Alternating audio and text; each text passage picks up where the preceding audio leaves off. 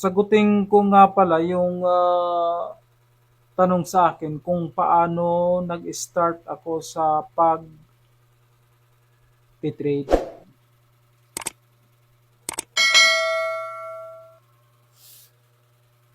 Nag-start ako pag-trade, nag-start ako mag-trade, hindi ako talaga ako nag-start dito sa crypto.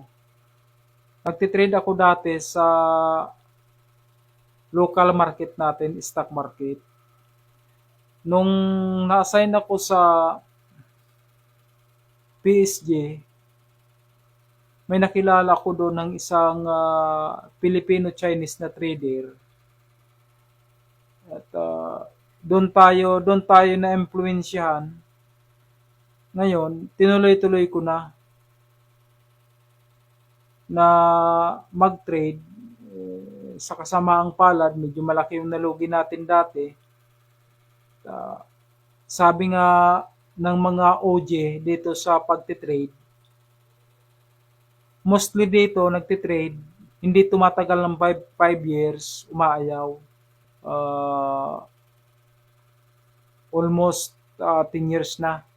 10 years na tayo nagtitrade din sa market. So, nandito pa rin. Ini-enjoy pa rin natin yung pagtitrade. So, pasalamat na rin ako at mayroon tayong mayroong naka-influensya sa atin na isang trader at kahit nalugi tayo, wala tayong pinagsisihan. Yun nga, basta patuloy lang na aralin natin yung mga bagay-bagay. Ang malaking kamalian ko lang doon ay nagiging aggressive ako sa pagtitrade. Kaya yung mga nangyari sa akin, yun ang ina-advise ko ngayon sa mga gustong pasukin yung pagtitrade sa crypto sa stock market, na yung mga nangyari sa akin, wag na mangyari sa inyo. Nung una kasi sa akin,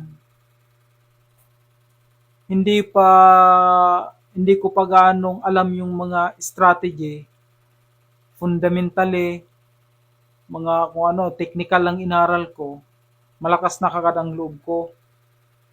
So, mali pala yon kasi hinahabol ko yung kita. Kaya nga, yung mga bago, mga newbie, sana kung bago kayo, wag kayong mag-focus muna sa income or profit or kita dito sa stock market or crypto. Mag-focus muna kayo sa learning para matuto. Dandaan lang ang pagtitrade para yung emotion nyo ma ma-practice nyo. Kasi mostly naman kasi dito talaga emotion yung kalaban mo. Kahit nandyan na sa utak mo na dito ako mag-buy, minsan pag nakita mo yung chart, sabi niya, magbe-breakout na ito, magbe-breakout na ito, bilhin ako, biglang bumalik dun sa support. Ipit ka ngayon. Ganun lang naman yon. Pag ang plano mo talaga, dito ako sa support bibili, doon ko sa support bumili. Pag ang plano mo is buy on breakout ka, doon ka bumili sa breakout. At the same time, kung ang plano mo mag-cut loss ka, in case magkaroon ng fake out, cut loss mo. Hindi yung bibili ka pag nag-fake out, babayaan ko na ito, akyat pa naman dyan. Parang ganun.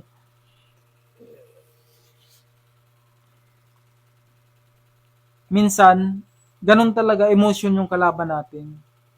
Kaya masanay tayo. Kaya nga sabi ko, kung napapansin nyo, yung palagi kong ini-example dito, yung pag nagcha-charting ako, yung BTC, kasi less volatile kasi yung BTC, hindi gaano magalaw.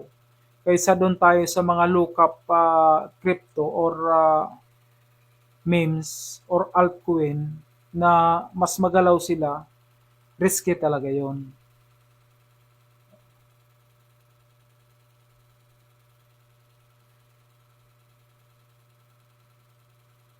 Yun lang ang ato natin, yung journey natin sa pagtitrade.